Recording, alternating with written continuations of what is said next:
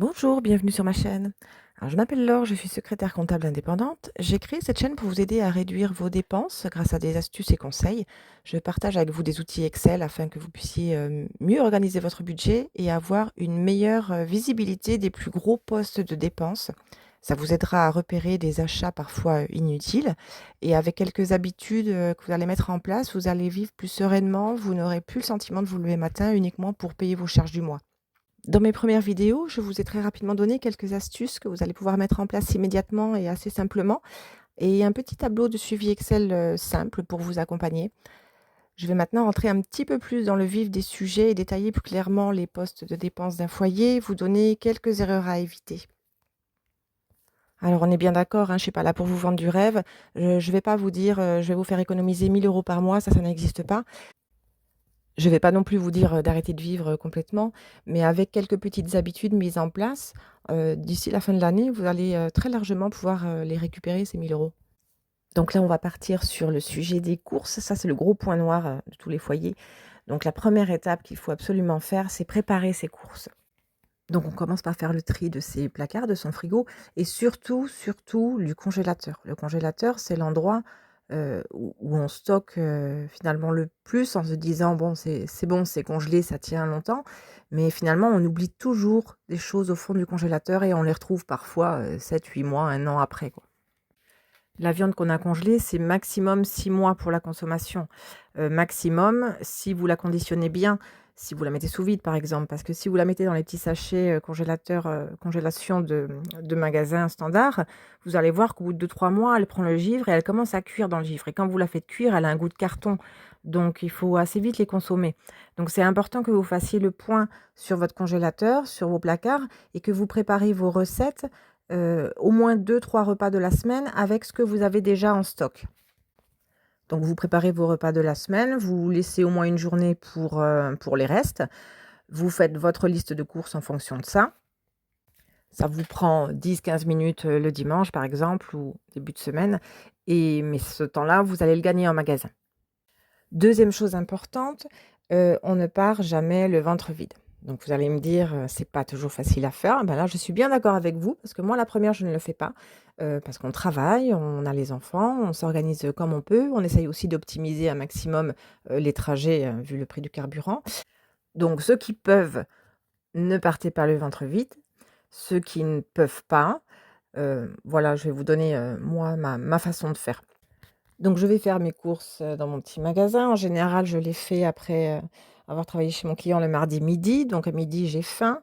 1re tentation dans le magasin, les sandwichs à l'entrée. 2e tentation, le rayon de chips et cetera. Alors moi, mon conseil laissez-vous aller, craquez. Craquez, mais craquez, ne craquez pas n'importe comment. On a quand même le droit de se faire plaisir, on va éviter la frustration, mais par contre, on ne va pas prendre tout ce qu'il y a dans le magasin qui nous donne envie, on va quand même faire un choix. Donc moi, ma solution, c'est que je fais mes courses, normalement en suivant ma liste et tout ce que je vois qui pourrait me tenter, je l'emmagasine, dans ma petite tête et une fois que j'ai fini mes courses, à la fin des courses, je fais un petit peu le tri et je me dis: «Qu'est-ce qui m'a le plus, attiré dans ce que j'ai vu? Qu'est-ce qui me ferait vraiment envie?» Donc à ce moment-là, je vais choisir le produit qui me donne envie et bien souvent, à la fin des courses, j'en ai marre, j'ai envie de rentrer et finalement la tentation, elle est passée et je rentre sans cet article. Mais si vous vous laissez tenter, vous allez arriver en caisse, vous allez avoir dans votre panier 2 à 5 € de plus. Alors qu'en temps normal, si vous étiez, laissé tenter par tout ce que vous voyez dans le magasin, vous en seriez à 10 ou 15 € de plus dans votre panier. Et donc pour ceux qui gèrent en espèces, ce que vous faites, c'est que puisque ces 10 € de plus, vous les auriez payés, en temps normal, mettez-les dans une petite enveloppe, ça vous fera à la fin de l'année, 10 € par semaine, 520 € pour vous faire un grand plaisir. Alors maintenant, retournons dans le magasin et voyons un petit peu les points, à regarder, à éviter, quand on fait ses courses. Donc déjà, dans un premier temps, il faut toujours comparer 2 articles. On compare le prix au kilo ou au litre ou à l'unité, parce que les gros formats ne sont pas toujours des bonnes affaires. Je l'ai vu encore ce matin, en faisant mes courses. J'achète donc pour mes enfants des biscuits ronds, fourrés, chocolat, pour ne pas citer de marque. On a le paquet à l'unité, on a le lot de 2, on a le lot de 4. Alors bien souvent, si on a besoin d'une grosse quantité, on va partir sur le lot de 4.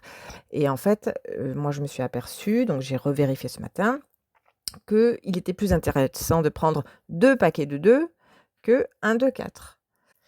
Deuxième chose, on achète uniquement ce dont on a besoin. C'est-à-dire que si vous avez prévu vos recettes de la semaine, que vous avez besoin de 4 carottes, vous n'achetez que 4 carottes. Même si à côté, vous avez le sachet de 1 kg, qui est un petit peu moins cher au kilo, c'est quelques centimes de moins.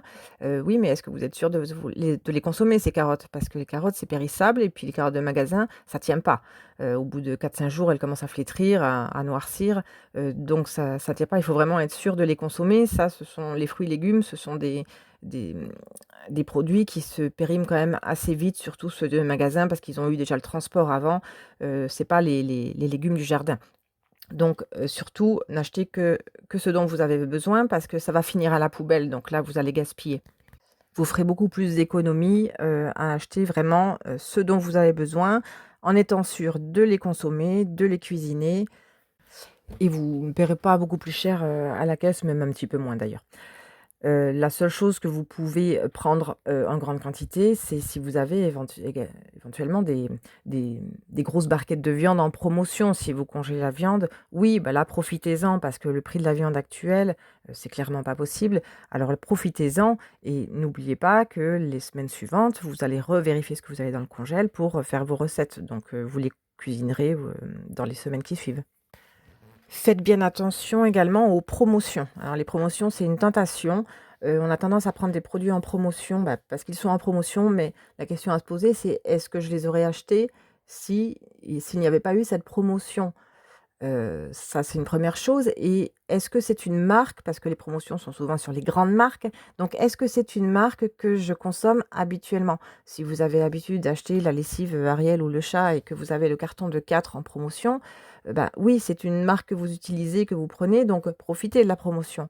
Mais si, vous êtes habitué à prendre la marque du magasin, vérifiez quand même que la promotion soit intéressante par rapport au prix de la marque magasin. C'est pas toujours le cas. Donc faites bien attention aux promotions parce que là, c'est une source de dépenses, supplémentaires et parfois, inutiles. C'est souvent sur les gâteaux, les choses comme ça. Donc est-ce que c'est vraiment utile? On se retrouve, des fois avec des paquets énormes de gâteaux, dans le chariot. On arrive à presque la moitié de la facture, en biscuits et autres parce qu'on a voulu profiter des promotions.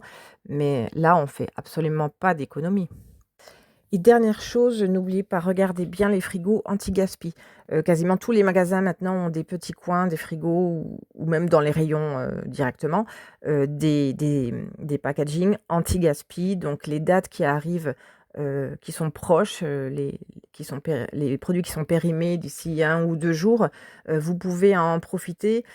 Sur les viandes, bah, vous savez que vous pouvez le congeler donc allez-y, vous pouvez les prendre. Après, bon, bah, voilà, faites attention, regardez bien, est-ce que vous allez vraiment, l'utiliser, avant la date de limite de consommation? Si c'est un paquet de 4 yaourts et qu'il reste 2 jours, vous avez le temps de les manger.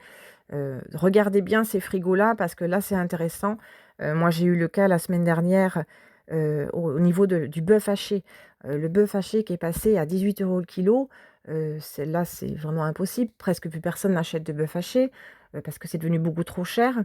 J'ai un magasin qui fait des grosses barquettes. Bon, avant, c'était 1 kilo. Vu le prix, ils ont réduit un peu le format, ils ont mis à 800 grammes, donc c'est 14 € la barquette de 800 grammes. Là, il y en avait énormément qui périmaient 2 jours après, parce que les gens n'en achètent plus à ce prix-là et donc là, anti-gaspi à -30, donc j'ai eu des barquettes de bœuf haché à 12,60 € le kilo, donc c'est beaucoup plus abordable. J'en ai pris 2 et je les ai congelés. Là, il faut profiter de ces moments-là, parce qu'après ces viandes-là, on n'en mange plus, on en mange moins en tout cas.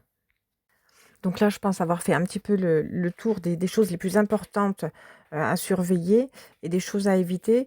Donc, un petit récap, on ne part pas le ventre vide, on fait le tri des placards, on prévoit ses repas, on fait une liste, on achète ce dont on a besoin, on compare les prix au kilo, on fait attention aux promotions. Ce sont des habitudes, en fait, qui vont être mises en place petit à petit, hein. Et tout ça, ça va vous faire gagner du temps, ça va vous faire économiser, hein, prévoyez un petit budget et vous allez voir, vous allez économiser. Vous luttez contre le gaspillage aussi en faisant ça parce qu'on jette beaucoup trop. Et vous avez une phrase très simple qui résume un petit peu tout, c'est que économiser, c'est pas seulement payer moins cher, c'est surtout, consommer ce qu'on achète. Voilà, donc si vous mettez, toutes ces petites astuces en place et que vous consommez tout ce que vous achetez, et bah, là, vous aurez fait de réelles économies. J'espère que cette petite vidéo vous a plu. N'hésitez pas à vous abonner pour avoir les prochaines vidéos, à mettre la petite cloche pour avoir les notifications. Si j'ai oublié quelque chose, n'hésitez pas à me le signaler. Si vous recherchez autre chose, n'hésitez pas à me le dire également et je vous dis alors à très bientôt pour la prochaine vidéo.